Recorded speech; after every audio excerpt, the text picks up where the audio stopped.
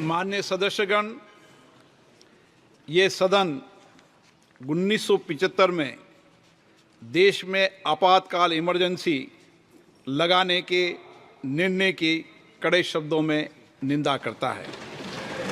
इसके साथ ही हम उन सभी लोगों की संकल्प शक्ति की सराहना करते हैं जिन्होंने इमरजेंसी का पुनर्जुड़ो विरोध किया, अभूतपूर्व संघर्ष किया और भारत के लोकतंत्र की रक्षा का दायित्व निभाया।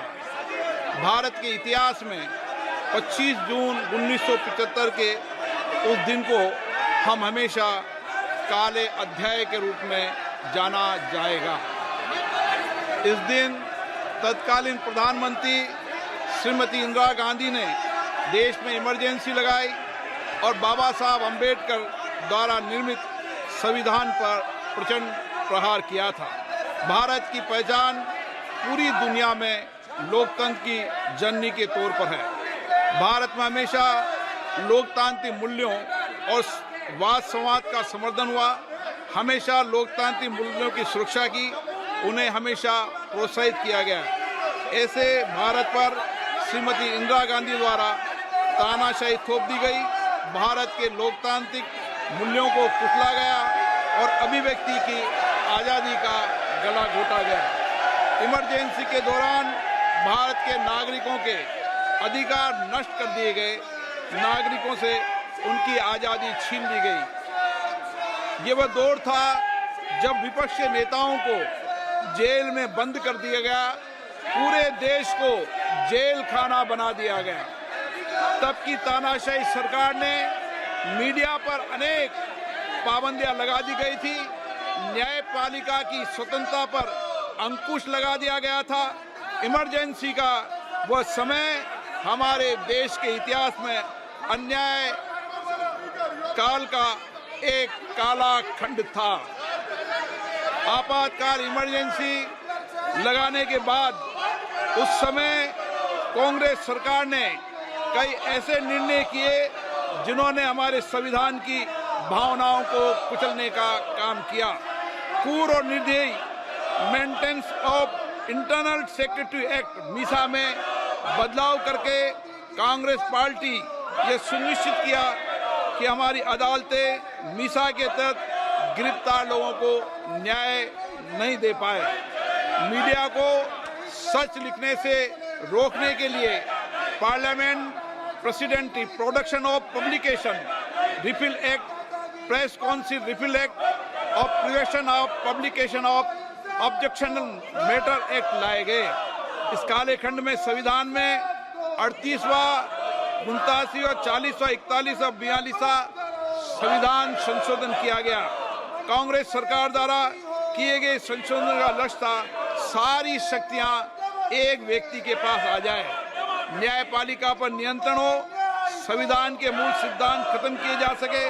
ऐसा करके नागरिकों के अधिकारों का दमन किया गया और लोकतंत्र के सिद्धांतों पर आघात किया।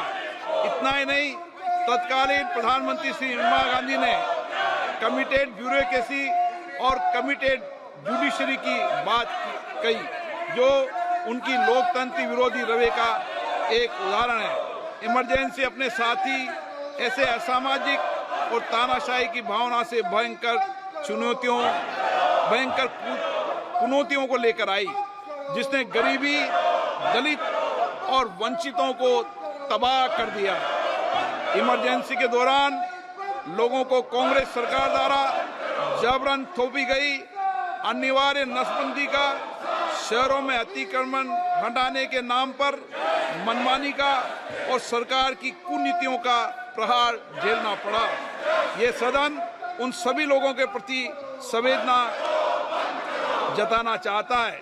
1975 से 1970 कालाखंड अपने आप में एक ऐसा कालाखंड है जो हमें संविधान के सिद्धांतों, संघीय ढांचे और न्यायिक स्वतंत्रता के महत्व को याद दिलाता है। ये कालखंड हमें याद दिलाता है कैसे उस समय हम सभी पर हमला किया गया, क्योंकि जिनकी रक्षा आवश्यक है। ऐसे समय में जब आपातकालीन इमरजेंसी के 50वें वर्ष में हम प्रवेश कर रहे हैं, ये 18वीं लोकसभा बाबा साहब अंबेडकर द्वारा निर्मित संविधान को बनाए रखने, इसकी रक्षा करने और इसे सुरक्षित रखने की अपनी प्रतिबद्धता को दोहराती है। हम भारत में लोकतंत्र के सिद्धांत, देश में कानून का शासन और शक्तियों का विकेंद्रीकरण अक्षुण्ण रखने के लिए प्रतिबद्ध हैं। हम संवैधानिक संस्थाओं में भारत के लोगों की आस्था और उनके अभूतपूर्व संघर्ष, जिनके कारण इमरजेंसी का अंत हुआ और एक बार फिर संवैधानिक शासन की स्थापना हुई, उनकी सराहना करते हैं। 1975 में आज 26 जून के दिन ही देश इमरजेंसी की क्रूर सच्चाइयों का सामना करते हुए उठा था। 1975 में आज ही के दिन कैबिनेट ने इमरजेंसी का पोस्ट फैक्टो रेक्टिफिकेशन किया था। इस तानाशाही और असंवैधानिक निर्णय पर मोहर लगाई थी।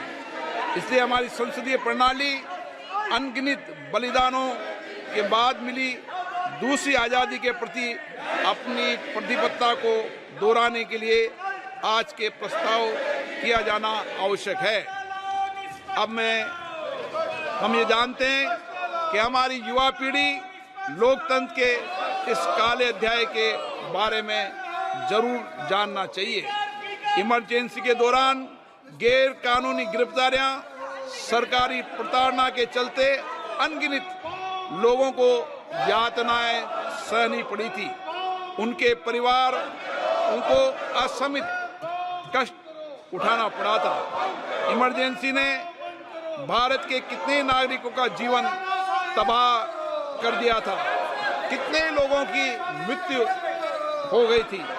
इमरजेंसी के इस काले खंड में कांग्रेस की तानाशाह सरकार के हाथों अपनी जान गंवाने वाले भारत के ऐसे कर्तव्यनिष्ठ और देश में प्रेम करने वाले नागरिकों की स्मृति में हम सब 2 मिनट का मौन रखते हैं।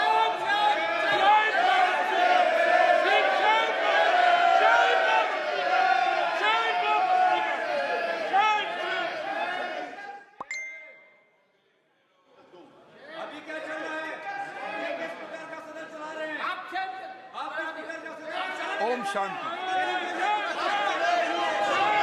सभा की कार्रवाई दिनांक 27 जून 2024 को राष्ट्रपति के अभिभाषण की समाप्ति के आधे घंटे के पश्चात के लिए स्थगित की जाती है।